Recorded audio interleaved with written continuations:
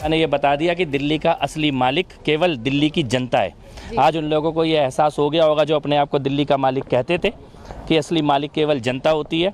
भ्रष्टाचार और अहंकार का एक लिमिटेड टाइम होता है, उसके बाद उसकी समाप्ति निश्चित होती है। और श्रीमती रेखा गुप्ता जी के नेतृत्व में एक ऐसी सरकार दिल्ली में आएगी जो जनता की सेवा करेगी, सेवक बन के रहेगी, मालिक बन के नहीं रहेगी और हर एक वादे को पूरा किया जाएगा। जी, सर, इससे पहले जो हमने सेशंस देखे, हमने देखा किस तरह से 10-11 साल तक डिस्ट्रप्शन रहा, मुद्दों को नहीं रखा गया। इस सेशन से क्या उम्मीदें रखते हैं? देखिए, पिछले 10 साल इस विधानसभा में संविधान का, देश का, धर्म का, कानून का, सबका एक तरह से अपमान किया गया, मजाक उड़ाया गया, दिल्ली की जनता का अपमान किया गया। ये विधानसभा में आज परिवर्तन का दिन है और विधानसभा की गरिमा, सदन की गरिमा को पुनर्स्थापित करना, ये सबसे पहला लक्ष्य होगा हमारा। तो 3 दिवसीय सत्र है, क्या एजेंडा रहने वाला है? चलिए जानकारी आपके सामने रखते हैं, आपको बताते हैं एजेंडा क्या रहने वाला है सत्र का। पहले दिन अगर बात करें तो यहाँ विधायकों की शपथ होगी। आज आप शपथ ग्रहण करते देखेंगे, स्पीकर, डिप्टी स्पीकर का चयन होगा। उसके बाद दूसरे दिन यानी कल एलजी का अभिभाषण होना है और एलजी के अभिभाषण के बाद अभिभाषण पर चर्चा होगी। और इस बार नेता विपक्ष की भूमिका निभाने वाली आतिशी मुख्यमंत्री रेखा गुप्ता है। तो ऐसे में ये बहुत खास ये तस्वीर देखने को मिलेगी क्योंकि नेता विपक्ष के तौर पर भी एक महिला और मुख्यमंत्री के तौर पर महिला होगी। वहीं इस बीच बड़ी जानकारी जो मिल रही है, दिल्ली विधानसभा में कल सीएजी की रिपोर्ट पेश की जाएगी। सीएजी की 14 रिपोर्ट्स हैं जो विधानसभा में पटल पर रखी जाएंगी। कल एलजी के अभिभाषण के बाद सीएजी की रिपोर्ट पेश होगी। विधानसभा के सत्र के दूसरे दिन ये रिपोर्ट पेश हो रही है। 27 फरवरी तक विधानसभा का सत्र चलने वाला है। ऐसे में पूरी संभावना है कि सीएजी की रिपोर्ट पेश होने के बाद हो हंगामा विपक्ष की तरफ से बढ़ता दिखाई दे, क्योंकि पूरा मामला इस रिपोर्ट में भ्रष्टाचार से जुड़ा है। जब आम आदमी पार्टी की सरकार थी और अब क्योंकि आम आदमी पार्टी की सरकार नहीं है और विपक्ष में है, ऐसे में उनके लिए भारी मुश्किल यहां हो सकती है।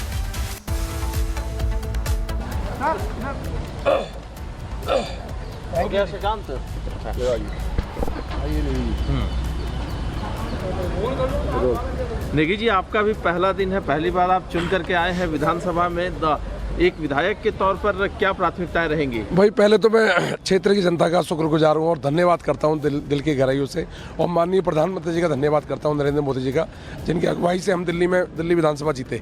और इस बार बहुत काम करने की ज़रूरत है दिल्ली में। 12 साल से दिल्ली में जो आपदा सरकार थी उसने दिल्ली का बेहाल किया था। मुझे लगता है खूब काम करेंगे। पानी और सीवर की जो मेन 2 समस्याएँ हैं, मूलभूत चीज़ें, उनमें खूब काम होगा। जबकि 27 सालों के बाद आप लोग वापस दिल्ली की सत्ता में बैठ रहे हैं, केंद्र में भी भारतीय जनता पार्टी की सरकार है, तो क्या रोड मैप रहेगा दिल्ली के विकास के लिए?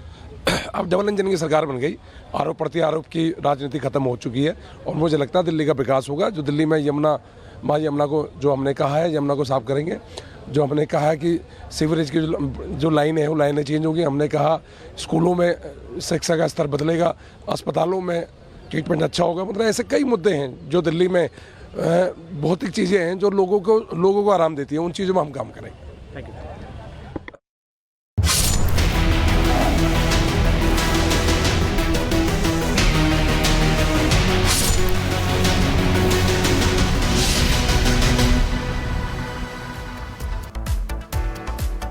आगे बढ़ते देखिए, भोपाल की बात करेंगे। भोपाल में आज ग्लोबल इन्वेस्टर समिट का आयोजन हो रहा है और आपको बता दें कि प्रधानमंत्री नरेंद्र मोदी वहां पर होंगे, उद्घाटन करने वाले हैं और इसका शुभारंभ अब से कुछ ही देर में होगा। 10 बजे का समय बताया जा रहा है। ग्लोबल इन्वेस्टर समिट का शुभारंभ होने वाला है और ऐसे में देखिए निवेश आएगा। आपको ये बता दें कि प्रधानमंत्री मोदी समिट का शुभारंभ करने वाले हैं। कुछ ही देर में ग्लोबल इन्वेस्टर समिट 2025 का शुभारंभ होगा। देश के प्रधानमंत्री नरेंद्र मोदी इस समिट का उद्घाटन करेंगे।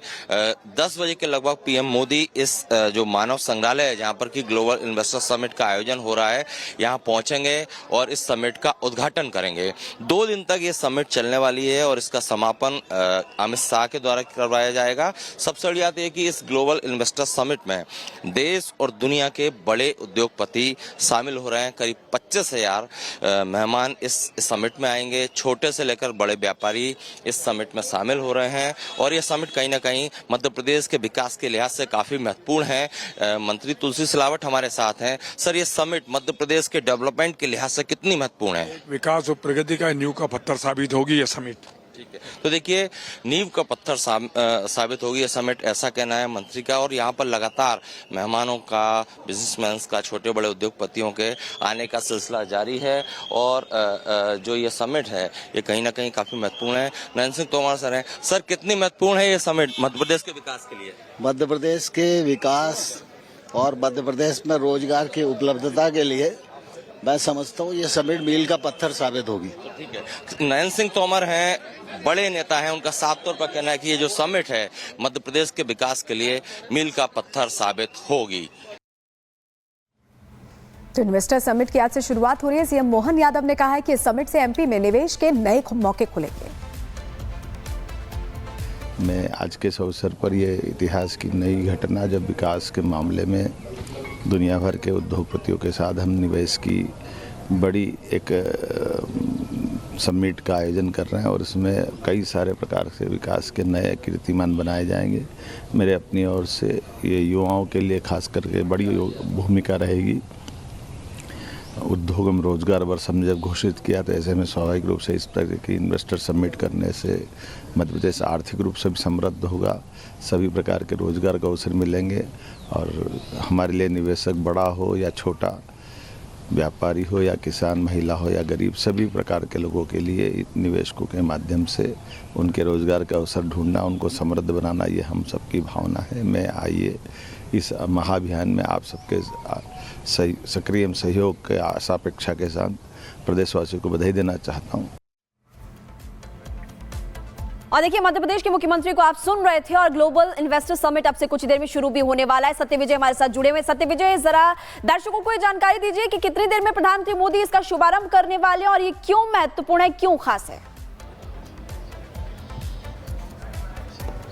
जी बिल्कुल, देखिए ग्लोबल इन्वेस्टर समिट 2025 बहुत बड़ी एक इन्वेस्टर समिट ये हो रही है जिसमें कि देश और दुनिया के बड़े उद्योगपति आ रहे हैं। कुछ ही मिनटों बाद 10:10 का टाइम जो आधिकारिक तौर पर दिया गया था उसके मुताबिक कुछ ही मिनटों में पीएम नरेंद्र मोदी इस समिट में, मानव संग्रहालय में ये 2 दिन की समिट है, इसमें पहुंचने वाले हैं और पीएम मोदी ही समिट का उद्घाटन करेंगे। बड़े उद्योगपति भी यहाँ पहुंच चुके हैं, चाहे वो अडानी हो चाहे बाकी उद्योगपति हो। करीब देश और दुनिया से करीब 25,000 मेहमान इस समिट में जुटे हैं। और मध्य प्रदेश के लिहाज से समिट इसलिए भी महत्वपूर्ण है क्योंकि Madhya Pradesh centre of India है। यहाँ से अगर यहाँ पर उद्योगपति आते हैं तो उन्हें कई तरह की सुविधाएं मिलेंगी। और सीएम मोहन यादव ने भी ये कहा है कि अगर उद्योगपति यहाँ पर अपना उद्योग स्थापित करते हैं, इन्वेस्टमेंट करते हैं, तो उन्हें बहुत ही आसान नीति के तहत सुविधाएं दी जाएंगी। और इसी लिहाज से यहाँ पर दुनिया भर से जो उद्योगपति हैं वो यहाँ पर पहुंच रहे हैं। कुछ मिनटों में समिट का उद्घाटन होगा। बिल्कुल सत्य विजय, आप बता रहे हैं किस तरह से अपने आप में बहुत खास है और बहुत सारी सौगातें मध्य प्रदेश के लिए लेकर आने वाला है, इस पर हमारी नजर रहेगी। बहुत शुक्रिया जुड़ने के लिए और जानकारियां देने के लिए।